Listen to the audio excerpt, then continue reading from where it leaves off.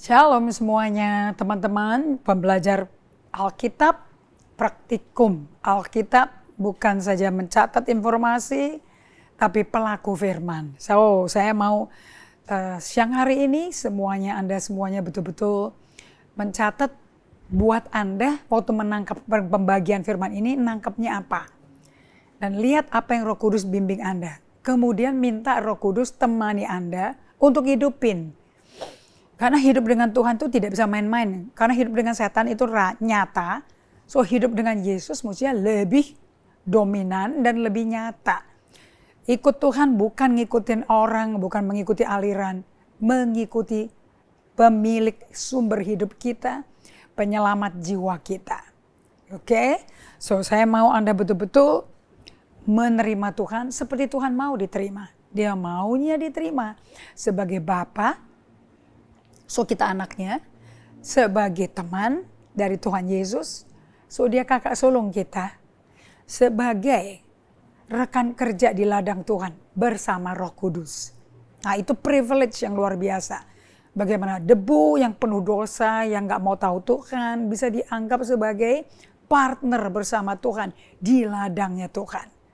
Nah ini bukan main-main, ini kehidupan transformasional.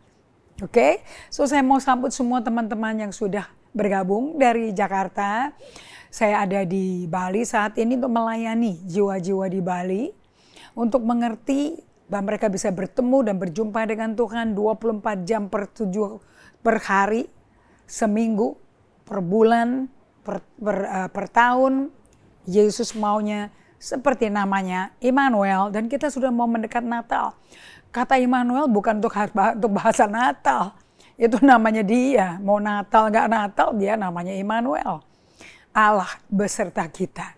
Dan saya mau bagikan nanti tidak ada satu jaminan apapun bahwa Anda akan masuk surga apa gak masuk surga. Kalau Anda tidak disertai Tuhan. Dan Anda tidak bisa asumsi Tuhan nyertai aku karena aku lahir baru. No.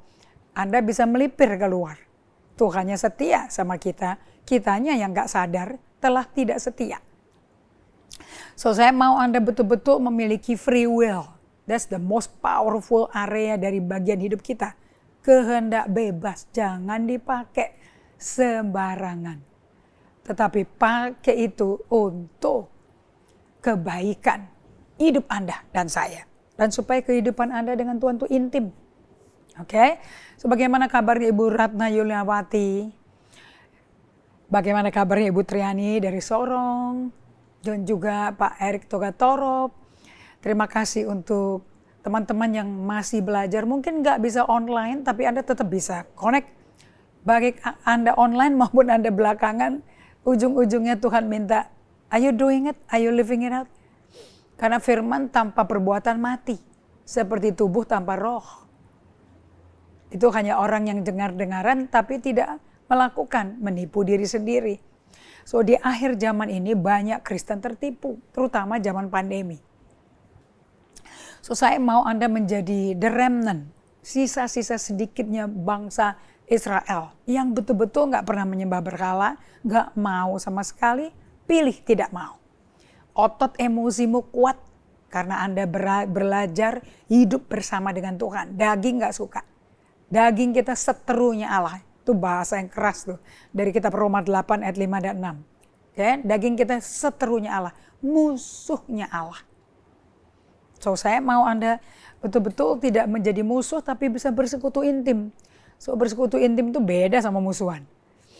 Nah kalau bersekutu intim berarti hati Anda mengenal Tuhan. Apakah engkau dikenal Tuhan? Karena di Matius 7 ayat 21 sampai 23 Yesus berkata, aku gak kenal kamu. Padahal sibuk di aktivitas gereja. Sibuk di aktivitas pelayanan. Aku udah bernubuat demi namamu. Usir setan demi namamu. Yesus berkata, aku tidak kenal kamu. So ada bagian yang bikin kita dikenal Tuhan. Di tengah kesibukan pelayanan. Berada bersama Tuhan. Immanuel. Minta kita juga Immanuel dengan dia. Bagaimana dia mau hubungan sama kita kalau kita LDR? Nggak ada itu LDR. Itu orang dunia yang menemukan LDR. Mau menikah secara praktis. Mau kabur dari kenyataan. Anda nggak bisa menikah tanpa mengenal satu sama lain. Karena setelah menikah, pakai cincin kawin, Anda baru tahu. Banyak pasangan baru tahu, oh aku nggak kenal kamu loh. Kalau tahu begini saya nggak kawin sama kamu. Bagaimana mau ada keintiman? Kalau begitu komentarnya. Kenapa? Karena relationship butuh sacrifice. Hubungan itu perlu dibangun dengan pengorbanan. Tenaga, waktu, perhatian. Kalau enggak, Anda nggak kenal. Ngapain kawin sama orang yang Anda nggak kenal? Mau menghasilkan apa? Dan hidup juga gagal karena tidak ada keintiman. Tidak ada kasih. Di situ Tuhan tidak akan ada. Dan tidak ada berkat sama sekali. Bukannya Tuhan nggak mau memberkati, Dia adalah berkat. Tapi Anda tidak dalam postur bisa menerima berkat itu. Karena apa? Tidak ada keintiman. So, hari ini kita belajar solitude and silence adalah equivalent dengan life in intimacy. Kehidupan dalam keintiman. So, teman-teman semua yang sudah siap dengan Alkitab, dengan catatannya, mari kita belajar simak baik-baik supaya bisa Roh Kudus bekerja sama, memberi pewahyuan, pengertian, karena firman yang kita ngerti itu memerdekakan kita. Nggak ada urusan sama pendetanya. Tidak ada urusan dengan 5 jawatan. 100% ini firman yang hidup. Alkitab adalah firman yang hidup. Ini kata-katanya Allah, ini surat cintanya Tuhan bagi kita. Jadi kalau Anda dicintai, dikasih surat cinta, tapi nggak cinta balik, bagaimana mau dapat berkat? Ini logika juga ngerti sekali kok. Right? Sama dengan orang tua yang nggak cinta anaknya. Lahir dibiarin aja. Ditinggal ke neneknya, ditinggal ke susternya, dan nggak pernah ada dialog. Nggak pernah ngalami sentuhan, kehangatan, pelukan, nggak ada. So saya mau membuat Anda sadar ya, tidak ada berkat, anugerah, rahmat tanpa Anda datang dengan rendah hati kepada Tuhan dan memberikan quality time ke Tuhan. Terkhususkan hanya buat Tuhan. Nggak boleh dibagi-bagi, nggak boleh multitasking. Harus fokus ke Dia. Karena Dia fokus ke hidup Anda. Sehingga kalau Anda minta apa-apa, minta kesembuhan, minta mujizat financial prosperity, bagaimana mau dijawab? Kalau Anda tidak dekat dan berada bersama dengan Dia. Sebab Dia adalah berkat. He is the Lord of money. Dia tuan segala uang. Jadi salah kalau Anda ke bank. Bank kan uang Anda sendiri. Bagaimana bisa kaya sama bank? Itu kan uang Anda sendiri. Bahkan satu lagi, utang kalau mau terima dari bank. Bunganya tinggi. Anda tidak dapat berkat untuk bayar itu utang. So jangan mixed up. Oke? Saya berdoa, Anda satu hati, fokus ke Tuhan untuk 1 jam ini. Kita berdoa. Terima kasih ya Bapa yang mulia, Bapa yang baik. Allah yang gak mau dipanggil sebagai Allah, tapi maunya dipanggil sebagai Papa. Yesus itu jalan, kebenaran, kehidupan. Dan tidak ada satu orang datang ke Bapa tanpa melalui Yesus. Tidak ada satu dari kita datang ke Yesus, lewat Yesus. Ketemunya Allah Maha Besar. Kita ketemu Bapa. So siang hari ini Bapa buat anak-anakmu semua mengenal hatimu yang mengasihi mereka tanpa syarat, tanpa batas. Kasihmu tak berkesudahan. Sehingga kami tidak bermental anak yatim piatu yang mesti kerja keras untuk mendapat sesuatu. Buat kami tidak seperti kakak sulung dari anak bungsu yang terhilang itu. Buat kami menjadi seperti Daud yang memiliki hati seperti Allah.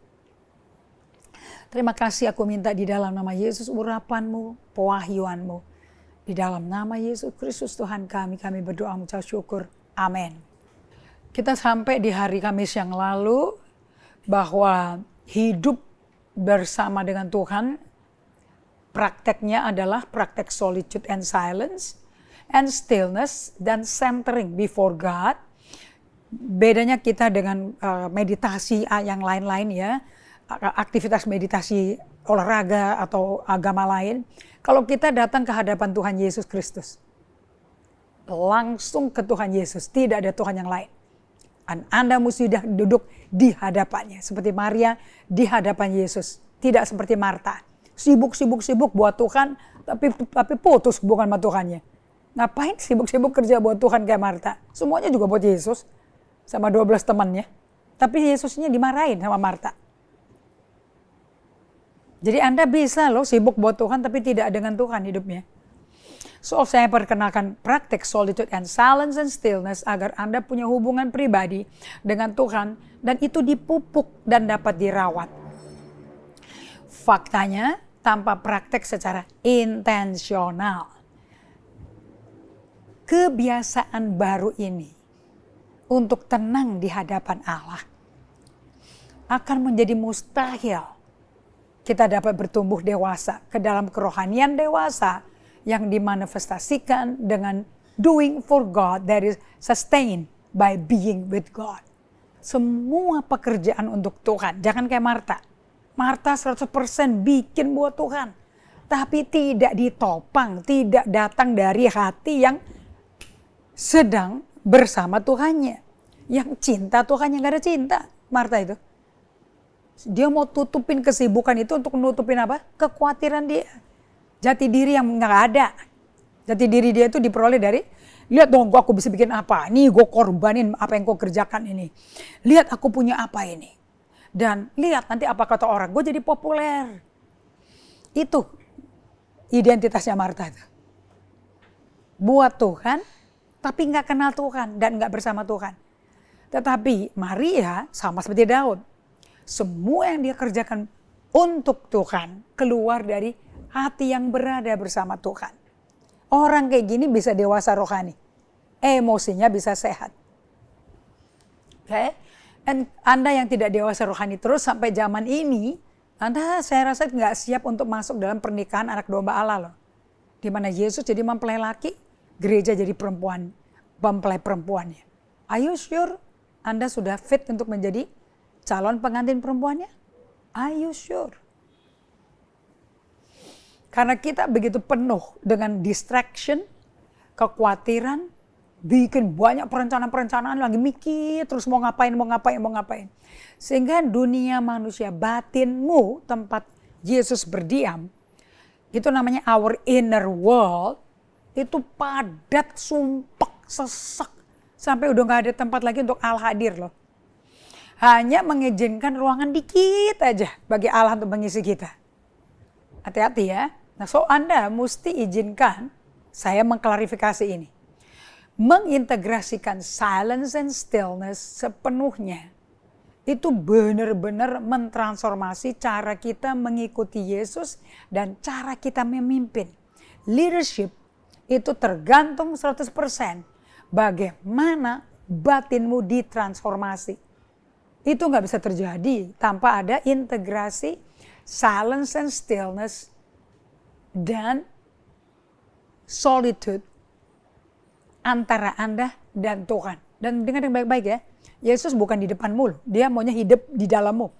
Yohanes 15 ayat 1 sampai ayat 8, tetap di dalam aku tetap dalam kamu.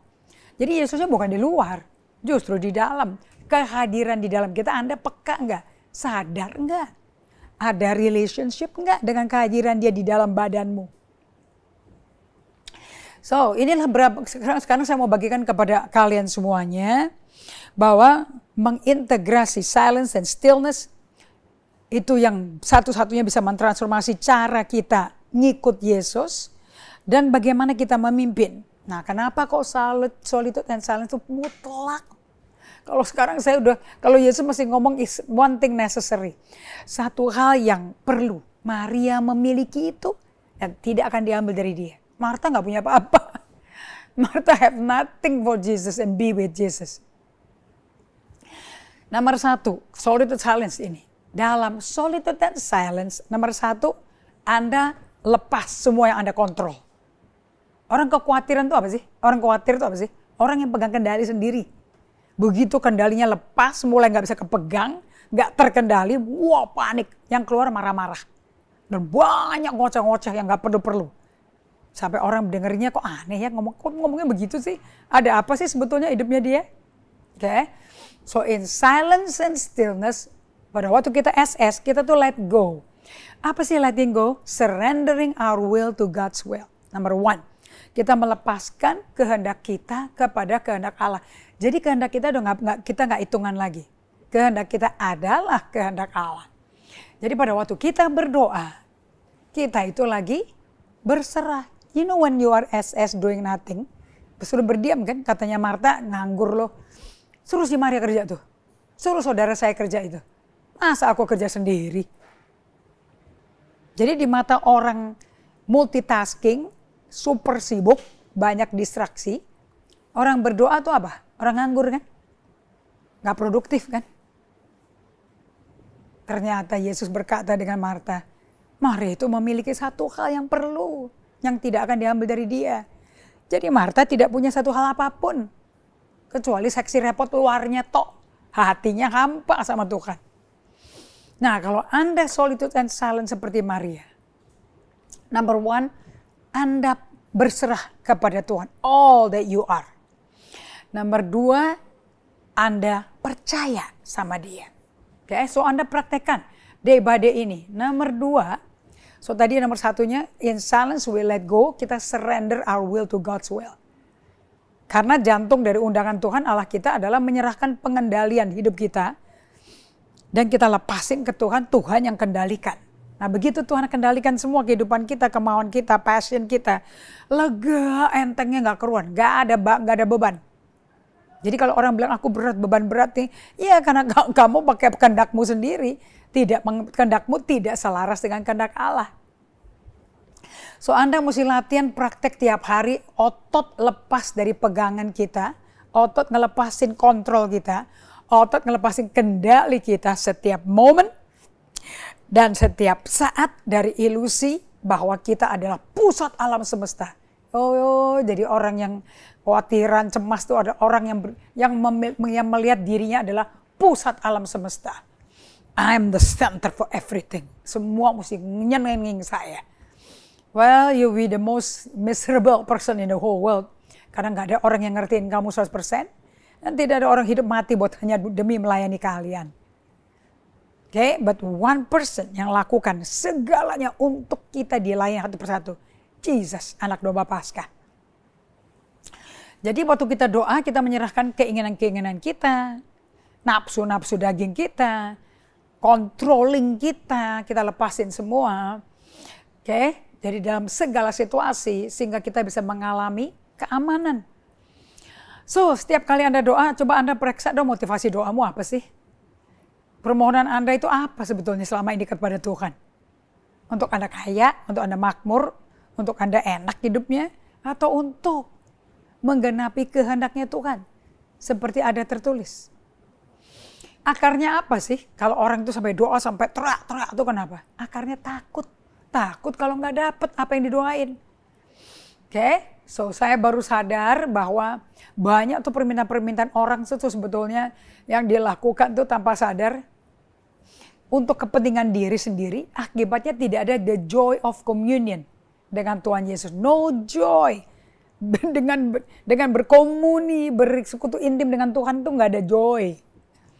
So dalam doa, dengan praktek latihan berdiam diri di hadapan Tuhan, dan menanti dengan sabar untuk Tuhan bekerja di dalam manusia batin kita, kita beri space buat Tuhan, dan kitanya melepaskan kemauan keras kita, our self-willfulness, dan memegang kencang-kencang kemauan kita, itu kencang-kencang kemauan kita lepas. Keras hati, mau ngotot, lepas. Anda beri space buat Tuhan. Yang bisa ngelepasin semua itu tuh Tuhan. Makanya Anda damai, lega. Kalau Anda hidup dengan solitude silence, Anda bisa lega di tengah kesibukan loh. So solitude and silence, di bukunya Peter Scazzero, causes our approach to prayers to change. Jadi solitude and silence membuat pendekatan kita untuk berdoa bagi Tuhan itu merubah cara kita berdoa. Okay? Prayers will change. From focusing dari doa, cara doa kita selalu berfokus pada aku minta ini Tuhan, berkati aku, promosi aku, beri aku suami, beri aku anak. Semuanya itu aku. Berubah menjadi kehendakmu yang jadi Bapak. Bukan kehendakku, tapi kehendakmu. Oke. Yang kedua, apa yang dilakukan oleh Solitude Silence ke dalam diri kita? We are letting go of our agenda. Semua agenda pribadi kita lepas. Akibatnya apa? Nggak ada agenda memotivasi terpendam segala. Itu kita nggak mikirin lagi. Kita khawatir karena nggak rujung nggak datang kan. Tetapi kalau kita lepasin agenda kita mengizinkan apa? Space buat Tuhan hadir ke dalam jiwa kita, allowing communion with God to become the core of our life. Kita menjadi bersekutu intim dengan Tuhan, kita bisa satu dengan Yesus, dan itu yang menjadi jantung daripada kehidupan kita. Ada amin? Nah, ini artinya kita datang kepada Tuhan, Allah kita di dalam doa, bukan atau tidak untuk mengambil sesuatu dari Tuhan, seperti kata-kata penguatan, nubuat, bimbingan, tapi cukup untuk berada bersama dengan Dia. Jadi jantung kekristenan, kehidupan yang resmi sebagai pengikut Kristus, murid Kristus, pemimpin gereja. Ada orang berkata, jangan jadi pengikut Yesus, jadi pemimpin. Ya nggak bisa jadi pemimpin seperti Yesus kalau nggak pernah ngikutin Yesus mimpin gimana? Kita modelnya siapa? Oke, jangan stop jadi murid, tapi maju terus jadi pemimpin. Pemimpin itu murid yang mempengaruhi. Yang bisa mempengaruhi paling banyak itulah pemimpin. So tadi nomor 1 ya, kalau kita SS, kita berserah kepada kehendak Allah. Kita nggak ngotot mempertahankan kemauan kita. Oke, yang kedua, silence and solitude itu kita lepasin agenda kita. Mengizinkan persekutuan intim dengan Tuhan menjadi jantung daripada kehidupan kekristenan kita. Di sini kita datang kepada Allah dalam doa, tidak lagi untuk minta apa yang kita mau, tapi apa yang Tuhan mau, kita nyerah deh ke kehendak Dia untuk kebaikan kita. Oke, di sini kita belajar dari seorang hamba Tuhan, namanya Thomas Keating, yang membandingkan pekerjaan Tuhan di dalam kita dengan pekerjaan menggali para arkeologis yang mengekskavasi tanah. Lapisan per lapisan untuk melepaskan harta karun dan struktur-struktur yang terkubur dalam bumi. Nah, Thomas Keating berkata, Roh Kudus itu tahu nggak kerjanya kayak apa? Persis seperti arkeologis. Roh Kudus adalah pribadi Allah yang ketiga yang mengekskavasi dengan menggali dalam-dalam melalui lapisan-lapisan dalam kehidupan kita. Nah, lapisan kehidupan kita apa ya? Semua tekanan jiwa-jiwa apa yang kita alami. Dari masa kecil, kehilangan, depresi, ditinggal, diabaikan, sakit hati, kepahitan. Wah, itu kan lapisan-lapisan itu. Nah, Roh Kudus itu pengekskavator. Untuk kita melihat, oh kita ada kepahitan, oh kita ada benci, oh kita ada kehilangan, kita ada kedukaan. Nah, itu yang bukain itu Roh Kudus. Makanya Anda bisa sadar diri. Karena Roh Kudus akan ngingetin kamu. Dan Roh Kudus akan insafkan kamu. Tanpa Roh Kudus nggak ada orang bisa hidup berada bersama Tuhan dan nggak bisa ada transformasi. Roh Kudus mutlak dan Dia adalah konektor hati kita dengan Allah Bapa. Roh Kudus itu memisahkan apa yang esensial versus yang non-esensial. Jadi Thomas Keating berkata, hence as we progress, oleh sebab itu begitu kita berprogres menuju kepada pusat daripada di mana Allah sebetulnya menanti kita, we are naturally going to feel that we are getting worse.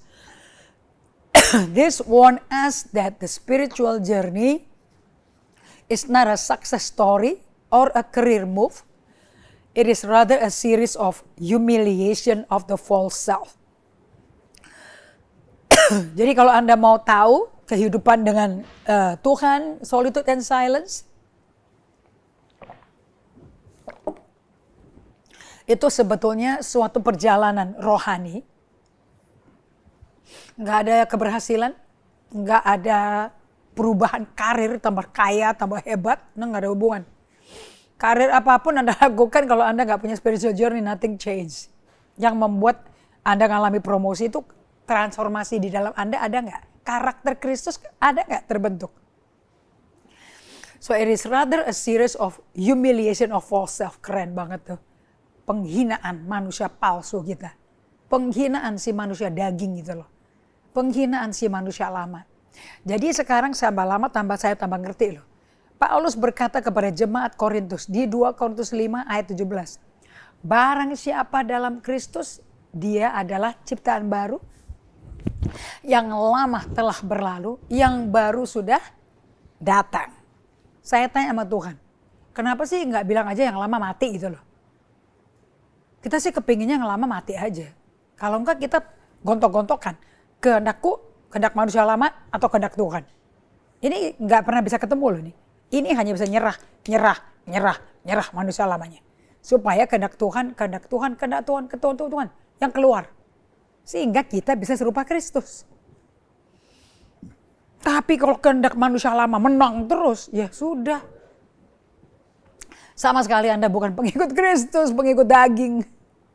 Dan kalau Anda hidup menurut daging, Anda akan menuai kebinasaan dan maut. Oke. So, nomor 1 tadi kita let go, surrendering our will to God's will. Kemudian yang kedua, kalau kita sold to silence, kita lepaskan agenda kita dan mengizinkan persekutuan intim dengan Allah menjadi bagian daripada jantung hidup sehari-hari kita. Oke, so ingat kita nggak datang ke Tuhan untuk minta, kita datang ke Tuhan untuk kehendaknya Dia.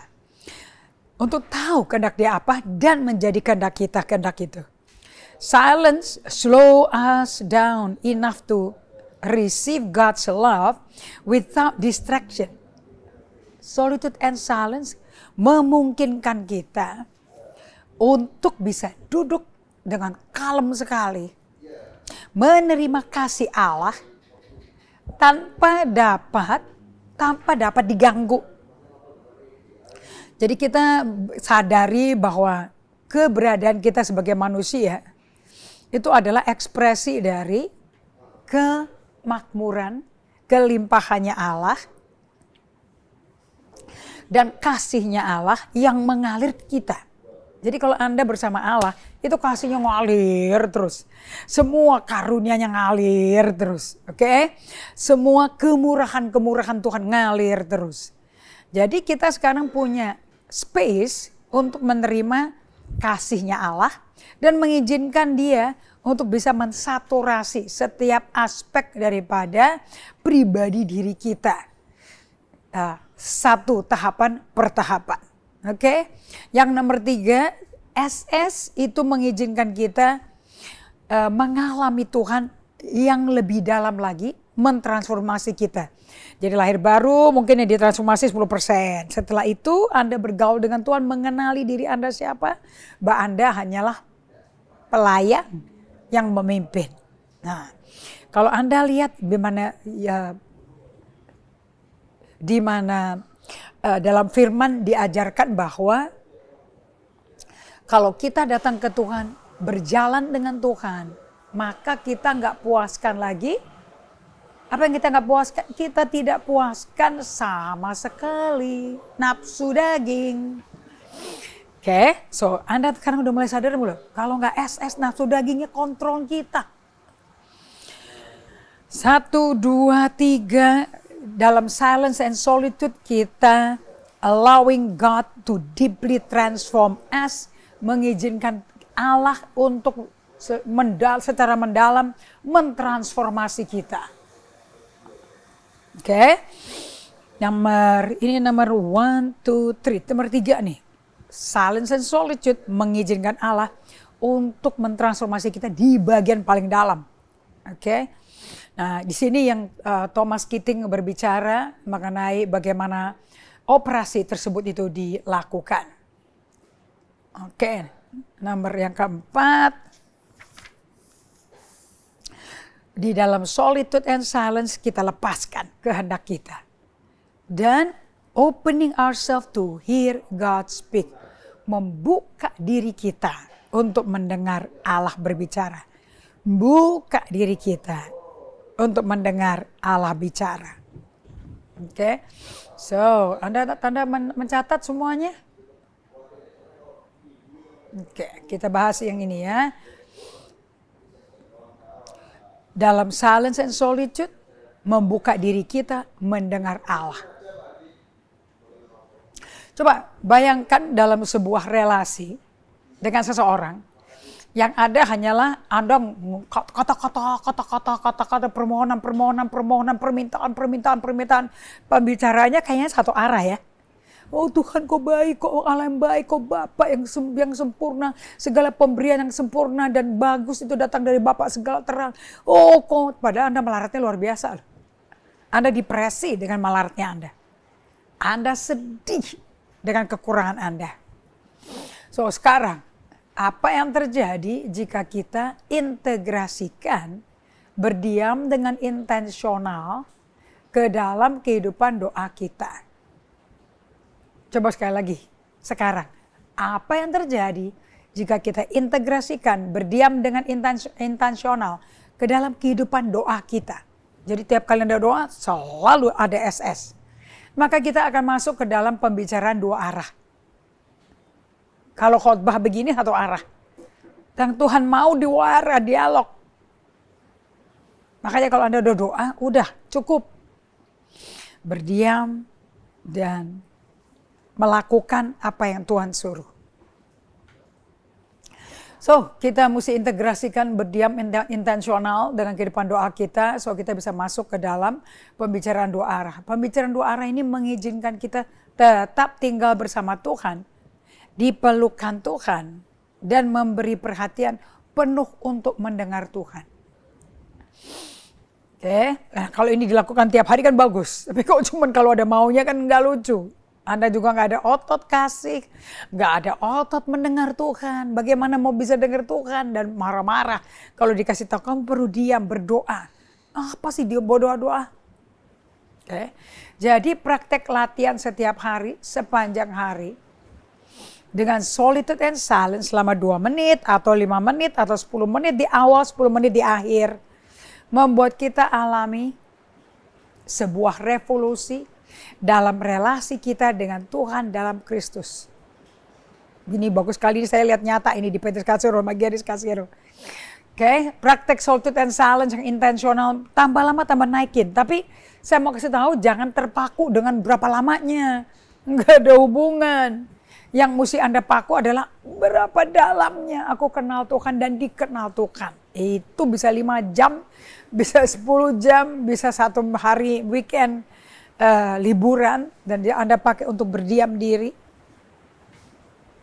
di mana saja, kapan saja. Oke, ini akan membuat suatu revolusi dalam hubungan Anda dengan Kristus. Oke, so di sini kita belajar bahwa sementara mendengar sebuah pesan adalah nggak hal yang lazim ya bagi goal dari kehidupan utama kita untuk diubah menjadi serupa Kristus. Oke. Tetapi perubahan itu dapat terjadi kalau kita tuh ditemani Tuhan melewati bencana kekelaman. Seperti Daud katakan. Oke. Saya mau kasih pada Anda sharing dari Mazmur 131, saya pakai Amplified version. Ini doanya Daud nyanyi waktu dia naik ke gunungnya Tuhan. Makanya namanya Ascent of David. Dari the Message translation ya. Lord, my heart is not proud, nor my eyes haughty, nor do I involve myself in great matters, or in things too difficult for me. Surely I have come and quieted my soul. Surely I have come and quieted my soul. Sementara teman-temannya dia memperolok-olok dia. Tapi Daud datang membawa dirinya, membawa emosinya. Surely I have come and quieted my soul. Like a weaned child, like a resting child with his mother. My soul is like a weaned child with me, composed and freed from discontent. O Israel, hope in the Lord from this time on forward. Izinkan saya masuk ke bahasa Indonesianya.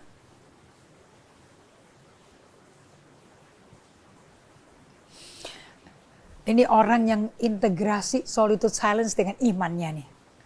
Lord, my heart is not proud, nor my eyes haughty, nor do I involve menyesatkan itu. Sebetulnya ini suatu in great matters is a theory loh. Or in things too difficult for me. Atau dalam hal-hal yang terlalu sulit, aku nyerah kata Daud.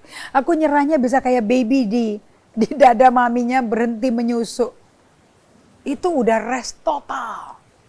Nah kalau Anda bisa rest total ini, Anda masuk ke tujuan daripada yang keempat, SS adalah, di dalam SS Anda let go, lepas itu. Tangannya menggenggam tuh lepas.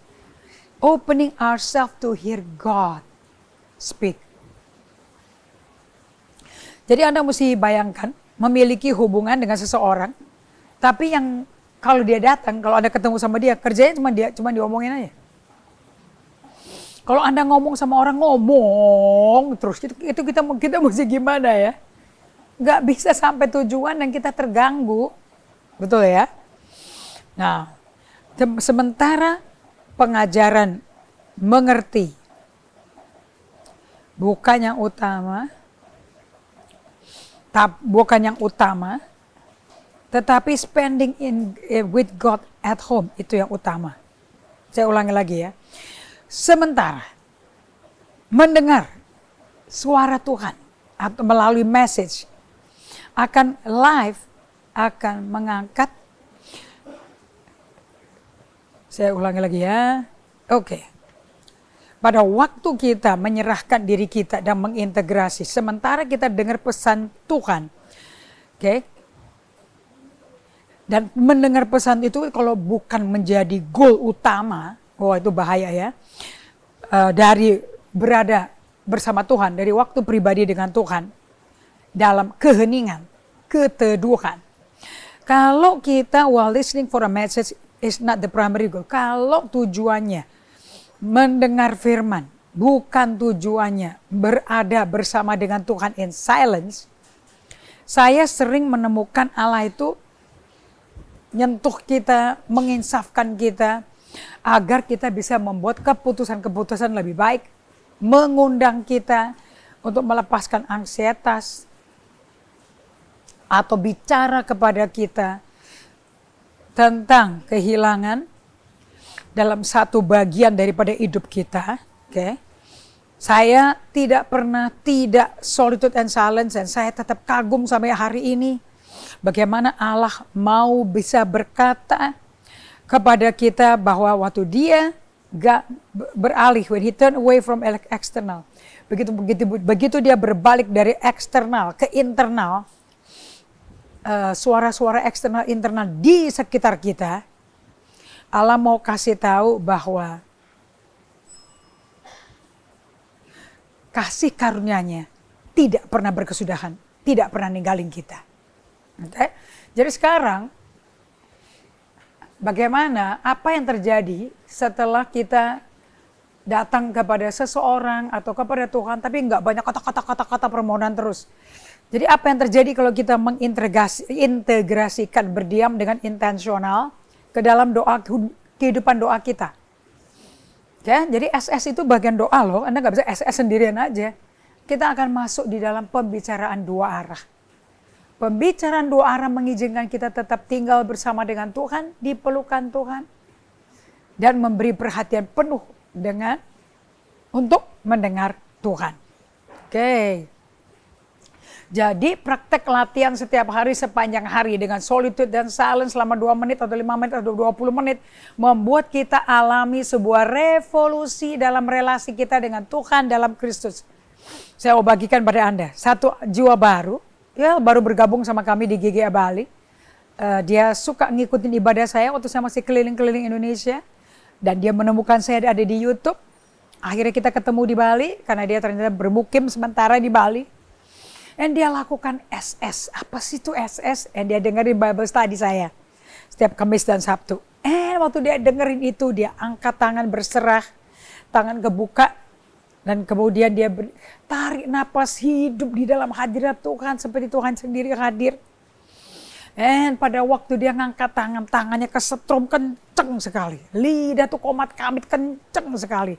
Dia bilang, apa itu saya nggak ngerti, apa itu saya nggak ngerti. Ya, tapi kok seperti ada lagu rohani di background dia, sehingga dia bisa semakin merasakan getaran dan aliran listrik yang kenceng sekali. Efeknya apa saudara-saudara? Kalau itu seperti itu hidupnya. Setiap hari ngadepin apapun yang kita hadepin, tapi kita SS. Kita integrasikan SS dengan iman. Amin. So, sekarang kita masuk ke nomor 4. Commune with Jesus throughout the day. Akibat Solitude Channel yang intensional, otot emosi kita terbentuk. Kayaknya kalau nggak ketemu Tuhan, nggak berada bersama Tuhan sendiri, nggak WPDA, kayaknya ada yang salah aja. Memang ada yang salah. Karena setiap hari ada kehampaan bentuknya Tuhan Yesus. Oke, sekarang kita masuk untuk commune, bersekutu dengan Yesus melalui sepanjang hari ini. Bersekutu dengan Yesus sepanjang hari kita. Anda catat yang ini ya. Pokoknya tema utama daripada pengajaran ini, dari kehidupan monastik, dengan kata lain pikiran kita, hati kita itu berada bersama dengan Tuhan yang sedang silence. Dan sedang ada pembengkokan, ada gangguan lain lagi. Nah pada waktu kita udah fokus, kita mau combine emosi kita sama Tuhan. Nah semenjak itu anak sudah mulai sekolah, anak sudah mulai lari-lari. Tanpa sadar dituntut orang tuanya, mesti jaga adiknya. Nah kalau sama Allah Bapa beda. Kalau kita udah bisa bersekutu intim dengan Yesus sepanjang hari kita. Untuk Anda mengasihi sesama, untuk Anda memberi, untuk Anda peduli sesama, itu tidak lagi harus, aduh aku mesti begini, aku mesti gini. Itu udah akan terjadi natural. Jadi kehidupan monastik itu, hidup itu, untuk setiap kita butuh untuk berjalan sendiri bersama Tuhan. Dan berjalan sendiri untuk masuk ke dalam kersel, duduk di hadapan Allah di dalam ketenangan. Bagaimanapun juga kalau Anda mau hidup berkomunion sama Tuhan, ya goalnya udah mesti WPDA, waktu pribadi dengan Allah, nggak bisa enggak, harus dengan pribadi Allah. Karena orang yang selalu berdoa memiliki keakraban dan progres yang terus-menerus dengan hadirat Allah sepanjang waktu. Jadi untuk Anda bisa menjadi be before you do, Anda mesti commune dengan Yesus Kristus, bersekutu dengan Yesus sepanjang hari. Untuk Anda memilih seperti ini secara intensional, itu berarti WPDA Anda, waktu pribadi Allah dengan Allah Anda, itu tidak saja hanya untuk saat teduh untuk doa, tetapi untuk menjadi seorang pribadi yang selalu berdoa. Saya mau ambil dari The TPT Bible, dari 1 Tesalonika 5. Saya mau ambil dari TPT Bible. Bagus sekali, tadi pagi saya day by day-nya panjang nih gara-gara, kaget saya, bagus banget. Ini pesan dari Rasul Paulus kepada jemaat yang nggak gampang sama sekali. Tesalonika bukan jemaat yang baik, nggak seperti Berea. Ini bebalnya nggak keluar ini. Tapi kita lihat bagaimana Paulus sangat-sangat halus dan sabar negor berkali-kali. Oke. 2 Tesalonika 1 Tesalonika 5 ayat 10 sampai ayat 18. Dengarkan baik-baik pesan. Mulai 10 ya. Jesus gave his life for us, so that we may share in resurrection life, in union with him, whether we are awake or asleep. Dia memberikan kehidupan bagi kita, supaya kita bisa berbagi kehidupan kebangkitan dalam union with him. Kesatuan intim dengan dia. Apakah kita lagi tidur, apakah kita lagi melek. Ini antara bangkit di dalam hadirat Tuhan atau mati rohaninya. Oke, saya ulang lagi ya. Yesus memberikan hidupnya bagi kita supaya kita bisa berbagi kehidupan kebangkitannya in union with him. Jadi Anda nggak bisa bagikan kuasa kebangkitan Tuhan melalui Anda kepada orang lain kalau sama sekali Anda itu tidak in loving union with him. Apakah Anda lagi tidur atau Anda lagi bangkit rohaninya? 11. Because of this, encourage the heart of your fellow believers and support one another, just as you have already been doing. Ayo kita support, kita bangkitkan, kita kuatkan sesama kita setiap hari. Ayat 12, dear brothers and sisters, make sure that you show your deep appreciation for those who cherish you and diligently work as ministers among you. Saudara, kakak, adik, laki, perempuan, pastikan kamu menunjukkan apresiasi penghargaan yang dalam bagi semua orang yang menyenangkan kamu, membangkitkan kamu, dan dengan rajin bekerja sebagai hamba-hamba pelayanan Tuhan di antara kalian. Karena mereka semua adalah pemimpin yang peduli dengan kamu, mengajar kamu, dan berdiri di hadapan Allah atas nama kamu. Ini buat pemimpin itu pendoa syafaat loh. Oke, ayat 13. They value you with great love. Mereka menghargai kamu semua domba-domba dengan kasih yang besar. Because of their service to you, karena pelayanan mereka bagi ke Anda, let peace reign among yourself. Biarlah damai sejahtera bertahta di atas hidup Anda. Ayat 14. We appeal to you, dear brothers and sisters, to instruct those who are not in their place of battle. Be skilled at gently encouraging those who feel themselves inadequate. Udah ini bagus banget nih dari TPT. Kami memohon kepadamu, saudara-saudari, laki-laki, perempuan. Instruksikan dong mereka semua yang ada dalam medan peperangan.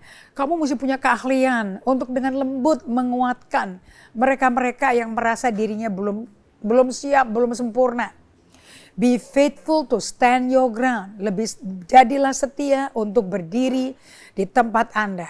Help the weak to stand again. Yuk.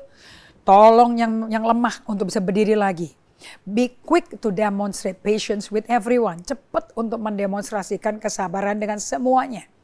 Resist revenge and make sure that no one pays back evil in place of evil.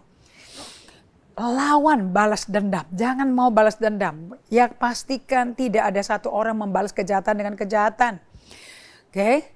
Tetapi selalu mengejar, melakukan apa yang bagus, yang indah untuk satu sama lain. Kepada semua orang gak percaya. Let joy be your continual feast. Biarlah sukacita menjadi pestamu tiap hari di dalam Tuhan. Sukacita Tuhan itu efek daripada solitude silence. And make your life, nah this one yang saya mau Anda pelajari. Make your life a prayer. Jangan berdoa, jangan kamu berdoa dalam hidupmu. Tapi hidupmu hidup doa. Itu yang Paulus minta. Let your life be a prayer. Jangan hidup sehari-hari tapi main-main dengan teman-teman, jalan-jalan, main gadget terus. Terus kapan doanya? Nanti kalau kepepet baru kita doa. Itu nggak punya SS, itu nggak ada loving union. Orang yang loving union selalu bikin hidup Anda sebagai doa. Every moment, every minute, every time is prayer. Karena Allah tinggal di dalam hati Anda, masa Anda mau cuekin? Dan dia yang pegang kontrol Anda loh. Kehendakmu di tangan dia, bagaimana Anda gak doa? Bagaimana gak ada dialog? So dari TPT Bible, commune with Jesus throughout the day, bersekutu dengan Yesus sepanjang hari kita, itu artinya make your life a prayer. Buat hidupmu kehidupan doa. Ya hidup tuh yang namanya doa, napas dengan Tuhan. Anda terima hidup baru, buang hidup duniawi. Hirup hidup baru, buang hidup duniawi. Sayang hidup duniawi kan kehidupan bangkrut. Di dalam duniawi hanya ada mati, kegelapan, dosa. Masa mau berbangga hidup dari situ? Dead. Hanya kehidupan dengan Yesus yang dibangkitkan. Then you have resurrection life. Kehidupan yang penuh dengan kebangkitan Tuhan. Oke? Bersekutu dengan Tuhan itu lifestyle. Kalau memang betul Anda SS. Jadi jangan bilang, oh aku masih bolong-bolong, masih kendor. Maksudnya hubungan sama Tuhan dikendor-kendorin gimana sih? Orang napas oksigen paru-paru aja butuh Tuhan. Mau dikendorin apa? So, duduklah di hadapan Tuhan dengan tenang. Dan bertahan tekun di dalam ketenangan itu. Tunggu. Saya paling suka lihat orang nunggu. Anda mau tahu apa? Kita bisa lihat kok dari sikapnya. Mereka hanya mengharapkan apa yang mereka mau. Mereka nggak menikmati apa yang Allah kerjakan dalam kita waktu kita nunggu Tuhan bekerja. Justru Tuhan lebih pentingkan apa yang dia kerjakan dalam kita sambil kita menanti Tuhan. Bukannya seksi repot, ngurusin kiri kanan, panik, sembari bosan dengan waktunya tersia-sia. Jadi ngelamun, jadi mainan hal yang lain. Tapi Tuhan yang gak dihiraukan. Nah, ini dikatakan oleh gembala dari gerejanya Peter Scazzero. Dia ngomong bagus sekali. Bahwa lebih penting Anda fokus kepada apa yang Allah sedang kerjakan waktu kamu lagi nunggu.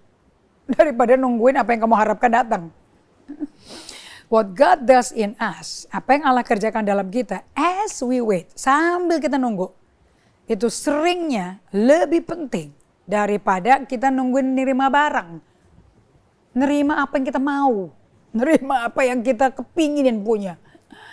You know, mayoritas kehidupan Anda nggak ada. Absolute silence ini revolusi loh. Karena basically kita kalau doa itu minta apa yang kita mau. Aku minta uang, aku minta kekayaan, aku minta kesehatan, aku minta kesembuhan. Kalau udah sakit, teriak-teriak, nangis-nangis minta kesembuhan. Bokeh, minta teriak-teriak, minta duit. Jadi apa itu kehidupan doanya? Mengemis anak kecil yang minta sama orang tuanya apa yang mereka mau. Tapi apakah itu kehendak Allah? Beranikah Anda orang tua dengan lemah lembut berkata, ini bukan kehendak Allah. Kehendak Allah gak kayak gini modelnya. Dan tidak pernah untuk memuaskan maunya kita, dagingnya kita, ambisi kita. No. Kehendak Allah selalu untuk kesejahteraan semua orang. Lihat dong Yusuf. Dibuang 13 tahun di penjara untuk tidak melakukan apa yang dituduhkan. Dituduh memperkosa, pencemaran nama baik, segala macam. Yusuf diam. Kalau aku mesti lewati penjara, ya lewati penjara. Tapi kan Allah tidak pernah tidak memperhatikan Yusuf. Pada waktunya, kok juru roti sama juru minumnya Firaun dijeblosin. And Yusuf lah yang menerjemahkan mimpi yang mereka lihat.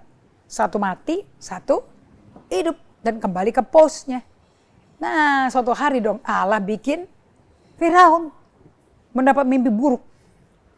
Ada 7 sapi gendut, 7 sapi kurus kering. Yang kering makan yang gemuk. Ya, berkas gandum. Semua ini penglihatan bingung dia, si Firaun. Si juru minum yang diselamatkan karena terjemahan dari mimpinya dia oleh Yusuf, ya Yusufnya dipanggil. Ya, menerjemahkan lagi, itu karunia Roh Kudus loh itu.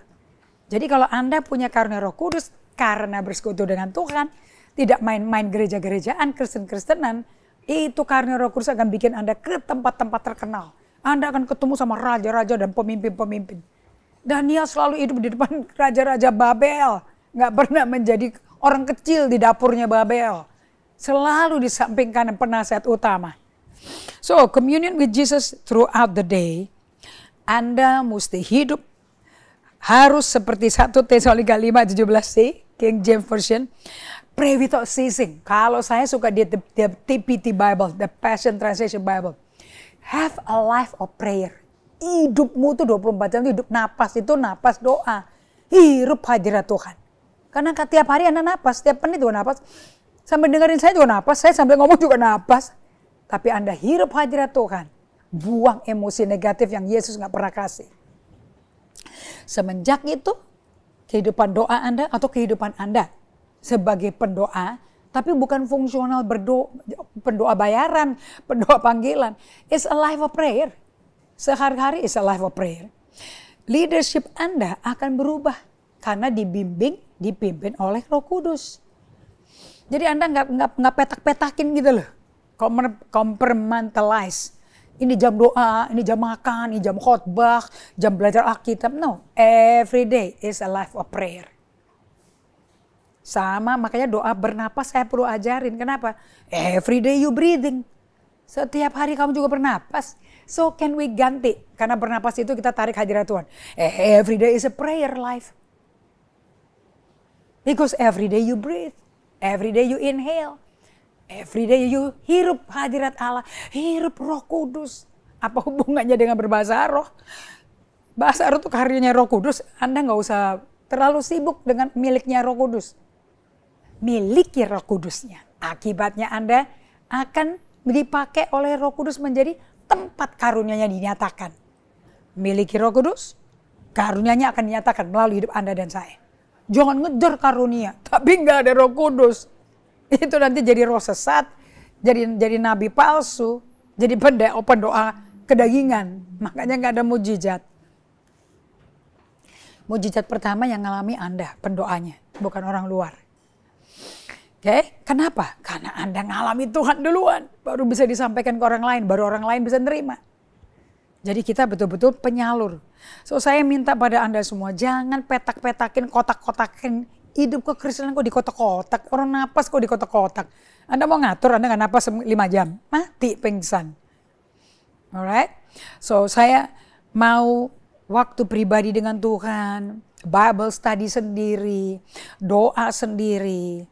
Saya memakai waktu saya paling besar itu untuk bersekutu intim dengan Allah.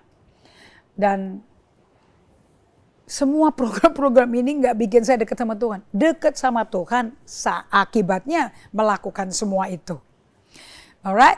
Nah, semua ini perubahan sangat-sangat penting kalau Anda mau melakukan pekerjaan Tuhan. Mau khotbah, mau nengking setan, mau nonton orang lahir baru, mau doakan orang terima baptisan Roh Kudus. Make sure Anda hidup bersekutu dengan Tuhan. Oke, so saya percaya indikator-indikator ini akan menolong Anda semuanya dan saya menguatkan Anda semua untuk bisa mengidentifikasikan dan membuat hidup Anda fit dengan maunya Tuhan sehingga di dalam segala hal yang keluar Tuhannya Andanya cuma tenang aja, rest. Kita rest, Allah yang bekerja. Oke, so nanti saya akan bikin tabel, nanti Anda bisa assess dirimu. Oke, nanti saya akan tabel itu akan bertanya, apakah Anda itu hidup berdoa, melayani Tuhan dengan melayani sesama, itu keluar dari capek, tertekan, karena terlalu banyak, sibuk banget schedule-nya, atau enggak? Apakah Anda mengabaikan stres yang Anda miliki, kecemasan yang Anda miliki, ketegangan tubuh? Apakah Anda cuekin itu semua? Karena Anda fokus kepada melakukan pekerjaan Tuhan. Nanti saya bikinin ya pertanyaannya, dan Anda akan mengakses diri Anda. Sebetulnya Anda melakukan pelayanan ini keluar dari berada dengan Tuhan apa tidak? Oke, kita doa. Terima kasih ya Bapa, pengalaman yang indah dan kesaksian hidup yang luar biasa dari semua anak-anak-Mu yang sederhana, polos mau percaya bahwa cara berdoa yang berkenan dengan caranya Tuhan Yesus berdoa kepada Bapaknya, itu akan membuat mujizat terjadi di hidup orang yang lagi doa. Karena doa itu bertemu Tuhan dan dialog, mestinya ngalami sesuatu. Aku berterima kasih untuk jiwa-jiwa yang di Bali, Di mana mereka nggak tahu apa itu SS, sampai buka YouTube, mereka belajar SS. Ternyata mereka ketemu Tuhan. Dari dibangunin tepat waktunya yang diminta, sampai mengalami kunjungan Roh Kudus sampai ke setrum badannya dan keluar dari hatinya aliran air hidup, itu bahasa roh. Mereka mengalami kuasa Roh Kudus. Tuhan lakukan pada setiap kami yang sudah lebih senior rohaninya, lebih lama pelayanannya, namun kurang pengalaman berjumpa dengan Tuhan. Aku minta agar semuanya mengenal Engkau dengan pribadi dan cinta Engkau dengan luar biasa. Aku berdoa, kami mengucap syukur, namamu dipermulakan melalui pelajaran ini semua. Dalam nama Yesus Kristus, amin.